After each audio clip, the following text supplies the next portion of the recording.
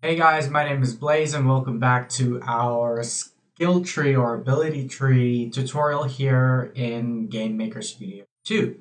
Now in the last one we finished pretty much here, right? Where we could move left and right and we could draw the actual menu and all the sprites that are associated with it. That's all that we got up to in the last video.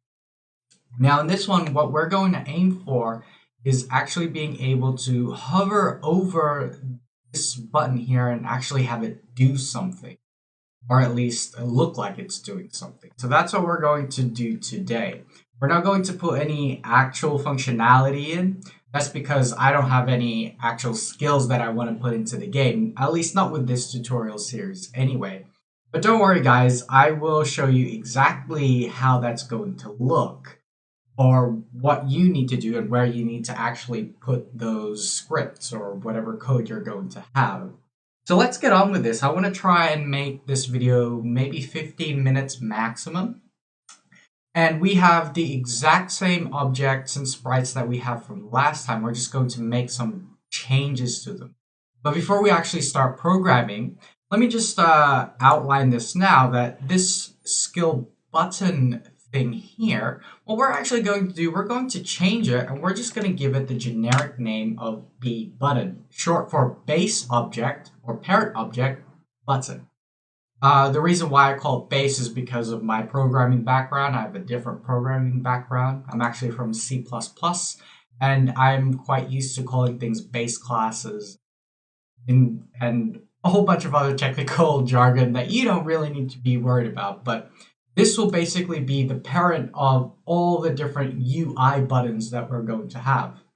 So, with that minor change, let's get on with the actual programming itself.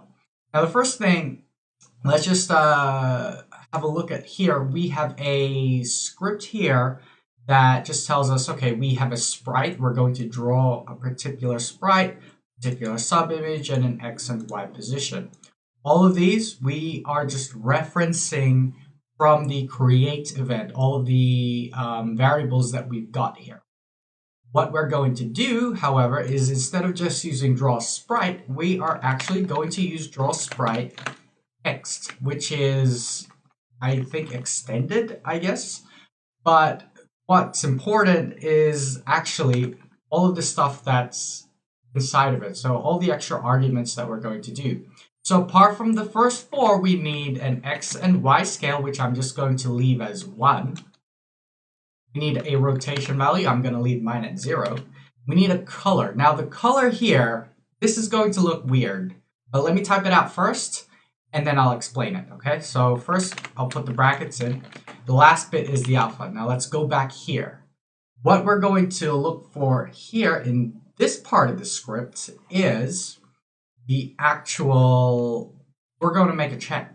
We're going to do an if statement in these brackets. Bear with me, have a look. Okay, we're going to say learned. So have we learned this skill? If we have, then we're going to use the actual color of the sprite. But if we haven't learned the skill yet, then we're going to use C. We're going to use gray for now. And that's really all it does. What this is, or what this structure is called a, let me write it down for you guys. It is actually called a ternary operator. There are actually different names for it, but the most common one is ternary operator. And essentially the two parts of it are the question mark and the colon. Okay? What it essentially is an if-else statement. It's an if-else block, really. But instead of writing it over several lines, you've only got it on one. It's really useful for when you need to make decisions based off certain contexts. So for example, in this case, we're drawing a sprite with its actual colors. Let me bring up that sprite here in the corner, based on whether or not we've actually learned the skill. But if we haven't, we're going to draw it with a gray tint. All right, it will become clear once we get through the next part.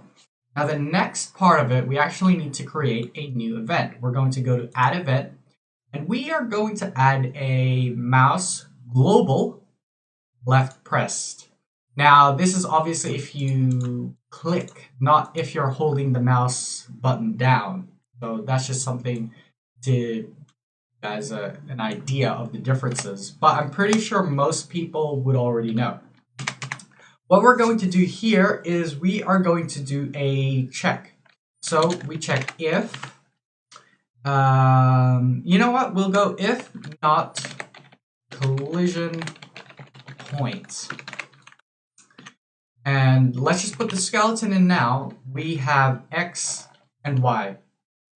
What I'm going to do is just put in the actual values first. Let me put in the, you know what, let's just write it out. So we're going to use device. Let me write this out first and then I'll explain it. And device. Okay, so what these two basically do, device, mouse, Y to GUI, is just like it says, it takes your mouse position inside of the room into a UI coordinate. So basically, let's have a look. A better example of this would be to actually go into the room.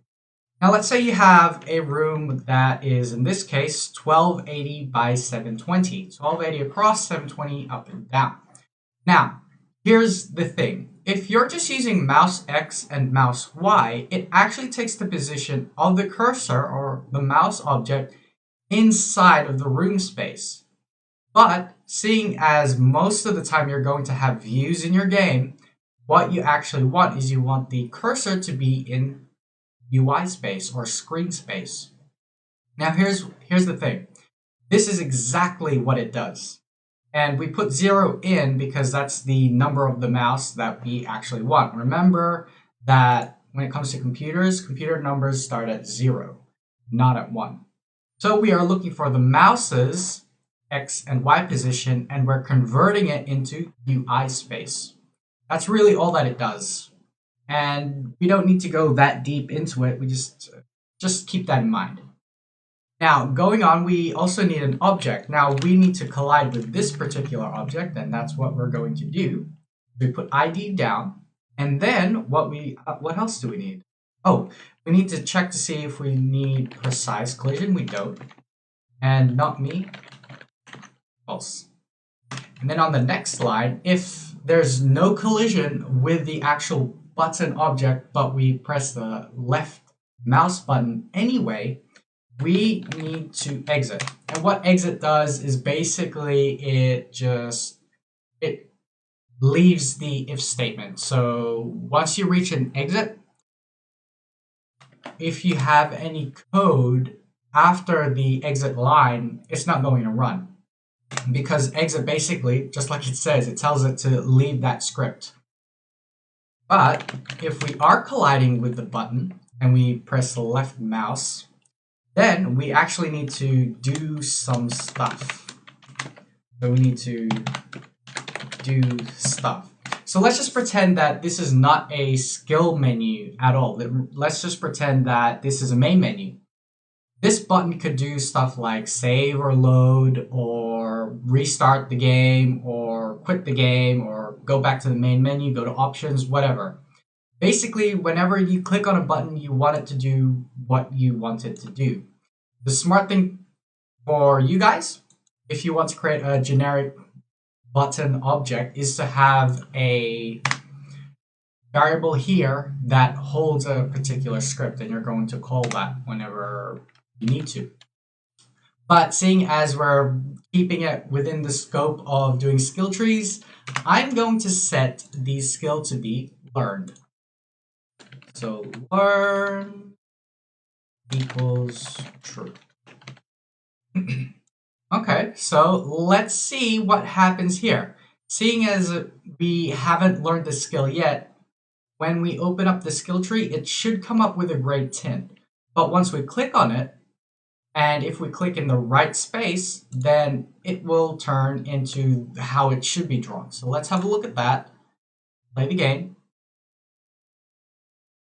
But like I said, take this as a bit of a lesson, just to be able to create some generic buttons so that you have to do as little programming as possible. Oh, I have an error here. I changed the name of the object without actually changing. Oops, wrong one. Without actually changing a reference that I make here. Oh, we need B button, not skill button. Remember, this is going straight off of previous tutorial or the previous video. So, seeing as we're not in those objects this time, well, we can't really make any excuses for having the wrong code. So let's open up the menu, and you can see here, since we haven't learned it, it's come up with a bit of a gray tone. But if I click outside, nothing happens. If I click anywhere inside of this box, see that it changes color, which is very useful. Now, I was thinking to add this later, like in the next video after this, but I think I will do this now instead of when I have it planned. What we're going to do is we're actually going to add in the hover feature. So if you're just hovering over a button, then you're giving visual feedback to the player that you are actually going to select that particular option. So what we're going to do is we're going to create a local variable. We're going to call it color or col, just to keep things short. Actually, you know what? Let's not be lazy. Color. And we're going to do the exact same thing here. But what we're going to do is hover, question mark, and let's use lime. Lime, else, C, dark gray. That should work. And down here, this is again a hover. This is one of the things that you can implement.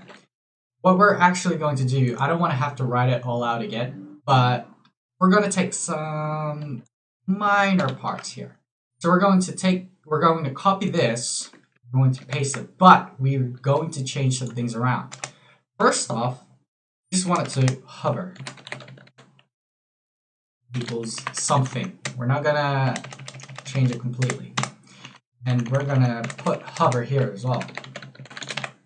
What we are going to do with this if check here is instead of not collision point, just regular collision. So if we are colliding with the actual mouse or the UI button, we are going to change the color slightly or give it a highlight or make it brighter or something. I don't know. You guys can figure something out, I'm sure. So here we have hover, and we're going to set that to true because we've got our mouse and it's colliding with the button. True, false, false. Done. You could, of course, make this check in the other events, such as maybe you want to put it in step, or maybe you want to put a check in for mouse enter, I think. Mouse enter and mouse leave. Yeah, that can work too. But this is a very basic example of what's going to happen. And last but not least, we actually need to give the player some visual feedback. So how do we do that? Well, one of the ways to do that, and this is very primitive, but it works. We have here draw rectangle color, and we are just going to use the bbox functions. So I'm just going to copy those. So really, I don't have to type all that out, and I'm not wasting your time. But we have bbox left, top, right, and bottom. And those are all the four sides that we'll be checking or we'll be drawing the actual sprite around. And for the color, we're just going to use color. Simple as that. And we need color for all four sides. I wish that there was a shorter way to do this, but I haven't found it. If you have found a way that's shorter, I would like to know because that will help me a lot. So here we go. Oh, whoops. I should really use keywords instead of shortcuts like that, but there we go. We're going to draw an outline, like a dark gray or green outline, depending on whether or not we are hovering over the mouse button. So, not the mouse button, the UI button. let's have a look at that. And hopefully it works. I get no errors. Okay, let's open up the menu. And if you look closely, if I just hover my mouse over the button here, it highlights it, which is useful. Like that's what we wanted. And we can click it and it will do stuff. Cool, awesome. And I will end that there. Now, here we go.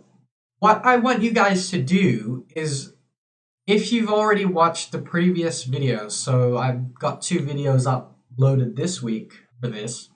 If you haven't, go watch it. If you have, then I want you guys to create all of the UI buttons based off of a single base or parent button object. At least that way it'll cut down a lot in terms of how much work you have to put in to creating your UI, at least programming your UI. So hopefully guys, you've learned something. That's all from me. In the next video, we'll be doing some cleanup and we'll be adding other buttons that do other things. But for now, this should be enough to get you guys started with setting up your UI for your skill trees. In the next one, like I said, we'll be cleaning things up, but we'll also be adding, I guess, extra checks, right? We're going to be making use of this skill tier down here. So stick around for that. Hopefully you've learned something. If you have any questions or you don't quite understand what any of these things are, like the ternary operators, then ask them, ask me. I'm more than happy to answer them for you guys. Until next time, or until next week, actually, guys, that's all for me, and I'll see you all later. Bye.